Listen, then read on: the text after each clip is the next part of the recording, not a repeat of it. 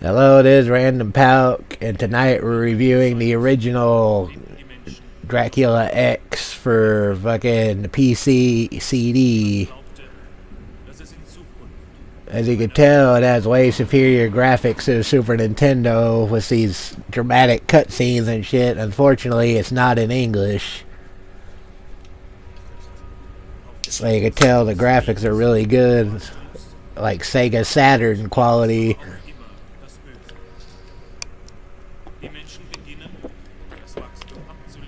And that's the story, to sacrifice a princess to revive Dracula.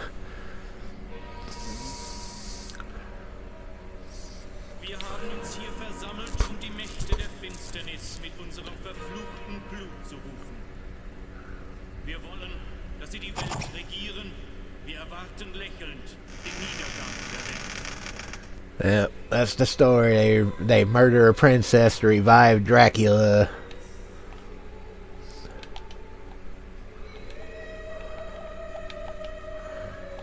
In this one, you enter your name, so it has kind of a save feature where you enter your name, and after certain points, it'll save your progress.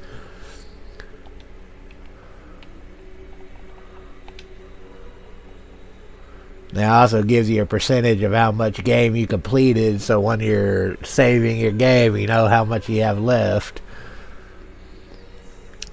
And I don't know what the money's for, but we'll find that out as we play it. But there's Richter Belmont. And of course, just like all the Castlevanias, it has badass music. But this version has the badass animated cutscenes, which I wish the SNES version had. But overall, I think this is obviously the superior version of the game, even though it was never released in America. Anyway, we're beginning the game now.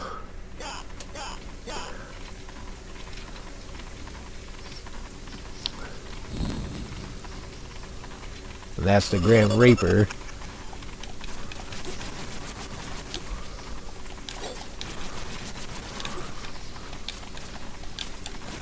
I don't think you're supposed to be able to win this fight. Or maybe you are and I just fucked up. I guess you have to win this fight. And I was just fucking up, but the rain blows you backwards.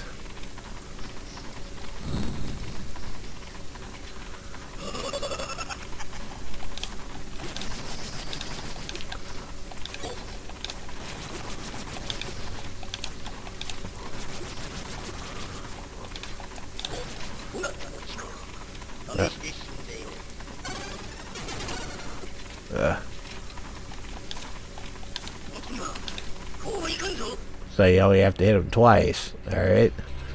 Then we begin the real game. Alright, there's something wrong with the speed. Let me fix that real quick. Okay. There we go. We just had to fix the speed there for a second.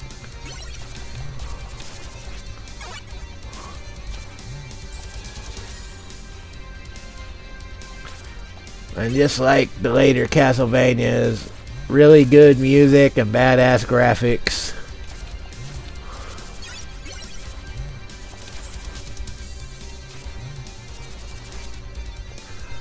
If this would have been released in America when I was a kid, I would have loved to play it.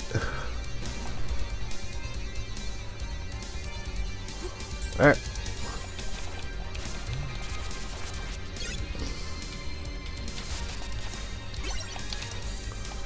It's actually quite a shame this was not released in America. Fucking skeletons jumping out of burning buildings. This game would have been fucking awesome.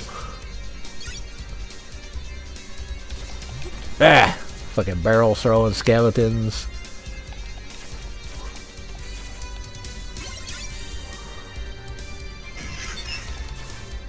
Fucking samurai skeletons. Ah! With slide kicks. What the fuck?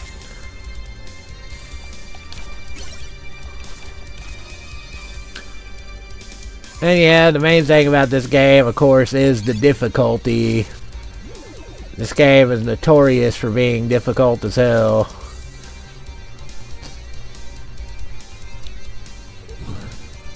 Not to mention some of the items are hidden in areas that you wouldn't expect them to normally be hidden, so you gotta pretty much check every block. Goddamn bats.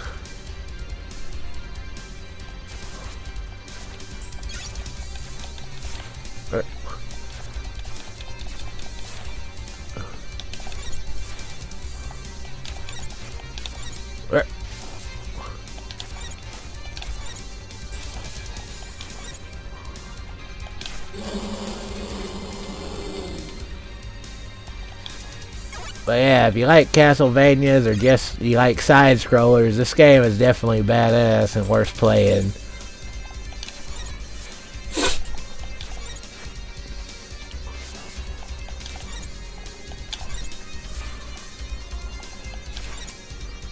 Now, we're probably not going to play the whole game. After all, it is just kind of a review of it. But we're still going to try to make it somewhat far in it just because I don't want it to be a ridiculously short review. Now we come to the first boss, the dragon.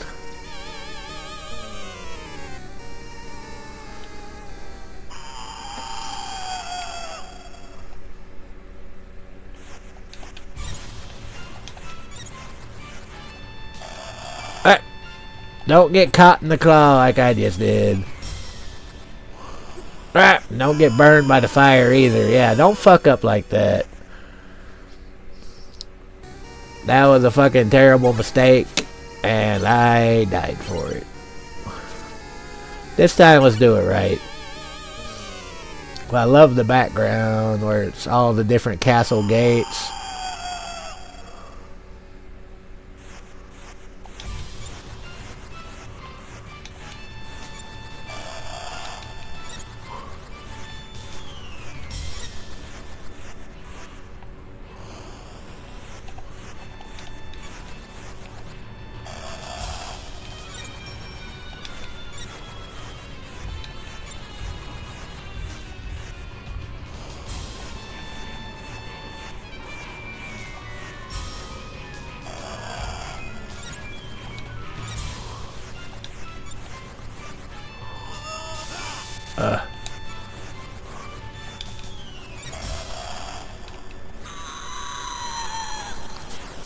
As you just saw, if you have the axe, the first boss ain't that hard.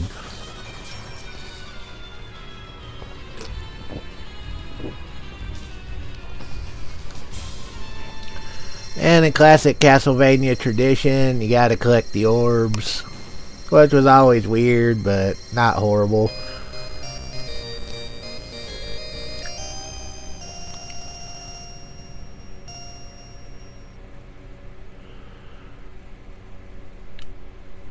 Now, the biggest thing you'll notice about this game is the fact that you don't have a time limit in the stages. Because normally in Castlevania, you have time limits in the stages. With this one, you got all the time in the world. So there's no reason to rush. You can actually take your time and pay attention to the background for enemies coming and going. Like these fucking birds.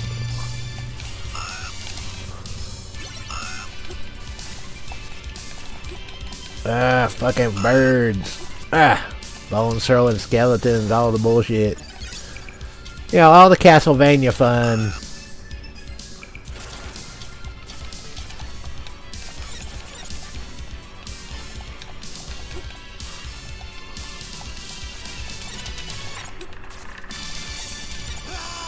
Yeah. I always love those axe throwing knights with the fucking shields. They're always some fun thing to fight against. Especially when even the fucking basic enemies do so much damage to you. You got a badass life bar, but the enemies do way too much damage.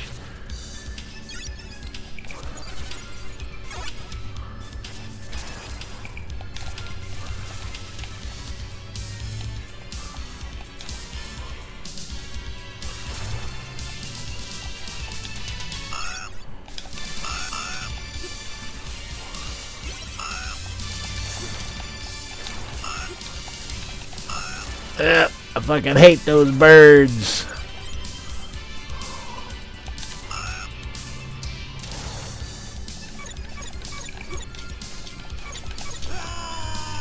I took too much damage from those fucking birds anyway. Well, yeah, you only get 2 lives, then it's a game over. You can either save your progress or continue. If you save your progress, you can return to this point at any time, so saving your progress isn't a bad idea. But at least you don't have to fucking start completely over every time you die in this game. That's a good thing.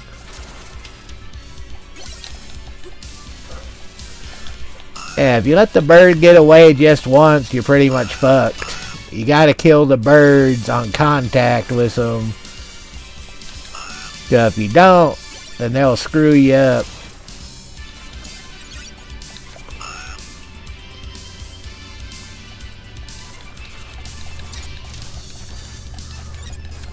Now let's play this game seriously and try to kill this guy seriously. There we go. I'm tired of dying on that guy, so we're gonna play it for real this time.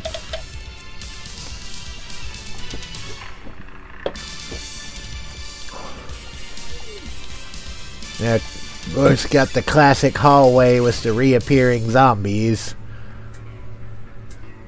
With all the bats and shit flying in the background.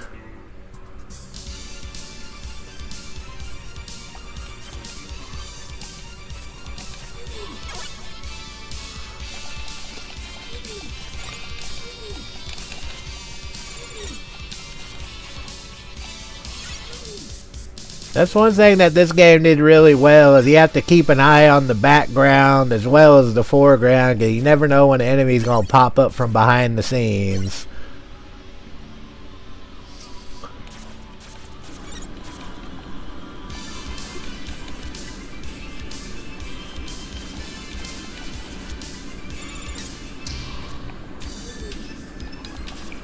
Ah, jumped at the wrong goddamn time.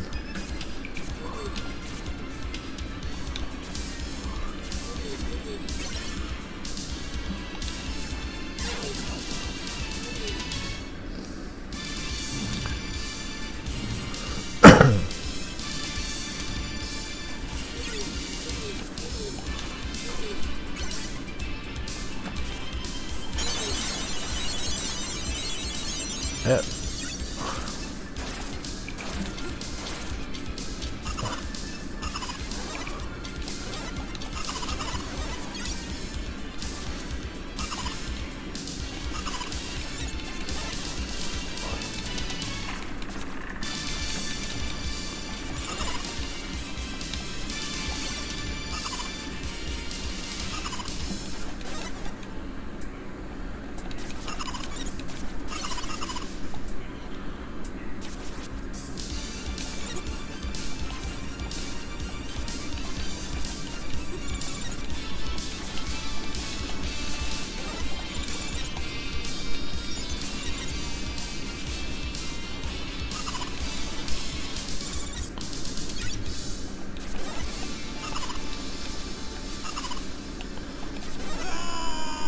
Oh, doing good, but I wasn't paying attention to my health.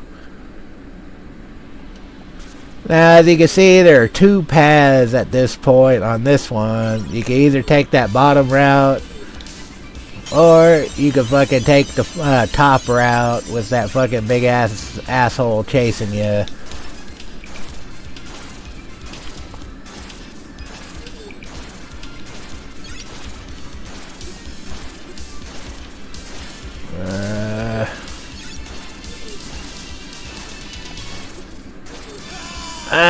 If you take the top route, that fucking zombie bull will kill you in one shot. So you gotta be quick and hope that he doesn't catch up. This time let's try to do it right, because we're low on lives.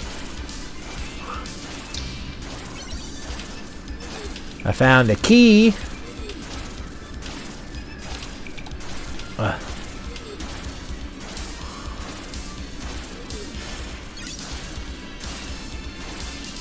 I don't know what that key does, but I found the key. Oh shit!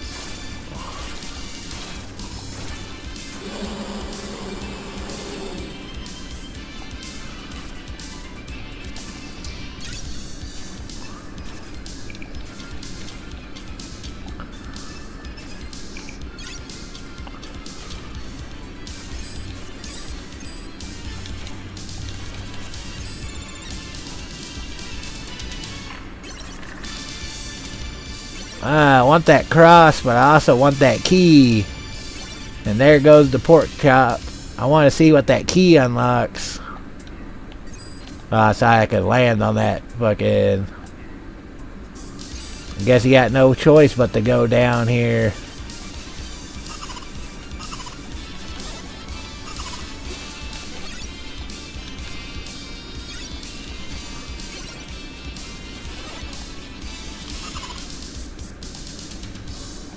Wow.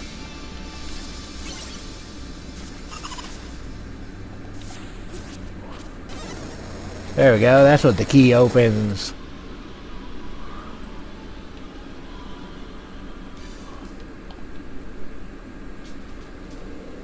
Alright, so the keys open secrets.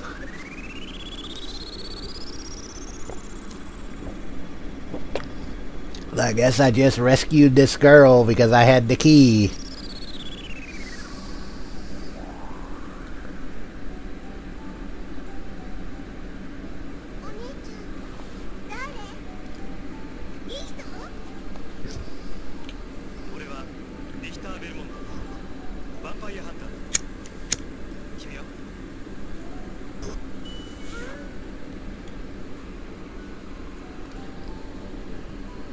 Alright, so anytime you find a key in the stage, you want to get it to unlock all these different things.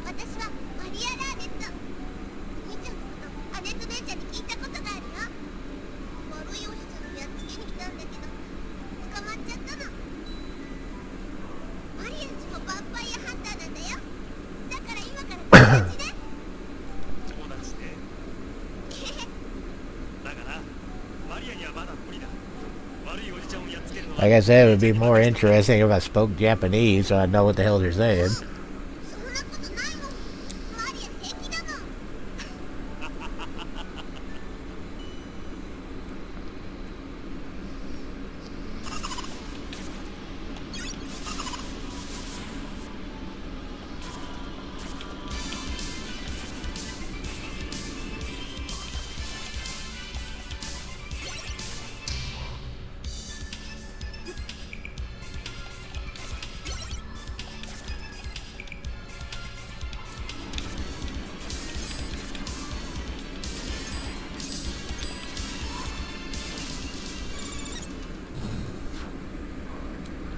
Alright, so he rescued some girl.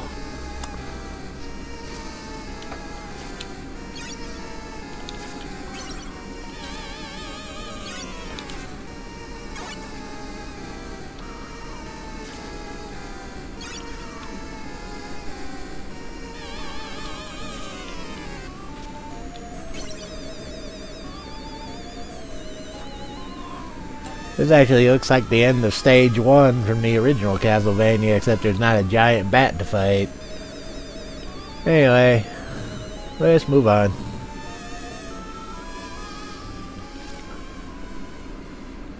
Wow, this boss, I remember him from the PSP version, the fucking werewolf. This is actually a badass boss, but he's hard as fuck. Fucking ninja fighting werewolf.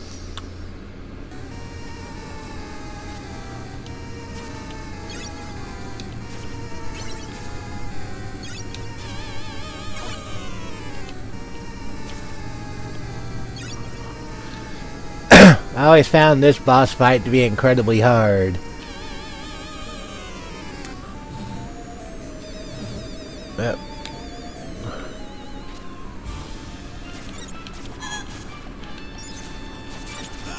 Ah. Especially while I'm fucking up.